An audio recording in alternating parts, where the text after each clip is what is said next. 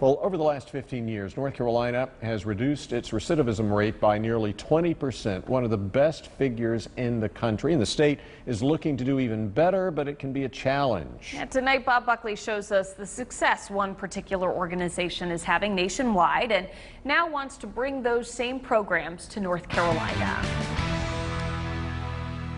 There may be nothing that changes someone's life quite like the sound of prison bars closing behind them. That sound helped turn Sammy Perez's life around a decade ago. Sammy grew up without a father, and his mother had serious issues. My mom suffered from a number of different mental illnesses. Eventually, she couldn't handle being a parent. At that point, my mom actually made a phone call to the Department of Social Services and asked them to come and pick me up. She abandoned him. What does that do to a young man when his mother gives him up?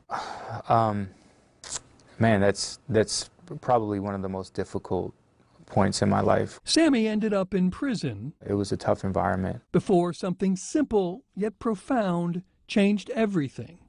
A second chance. People are beginning to understand that people need a second chance. Sheriff Danny Rogers' years in law enforcement have taught him the value of redemption, but it doesn't come easily. Everybody have to have a support group. You have to have a support group.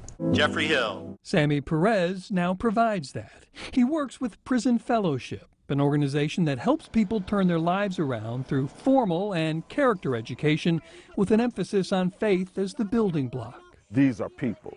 These are human beings. They made a mistake. Some of them have made some big mistakes, but hopefully they can get a big recovery. James Murray is another former inmate who now works for Prison Fellowship and knows the power of faith. If your values change, usually your priorities change. He's seen what it can do for people Prison Fellowship works with, like William. I'm about to hug my wife and not be told that it's time to stop. I'm about to hold my kids and they not have to walk away from me.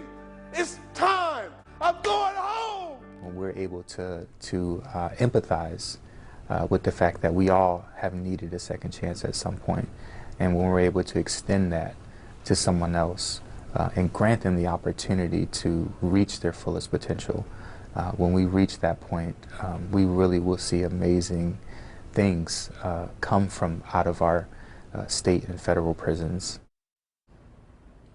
Now, Prison Fellowship works with about 25,000 incarcerated people each year through an intensive year-long program in its 128 academies. Their goal is to be in all 50 states within 5 years.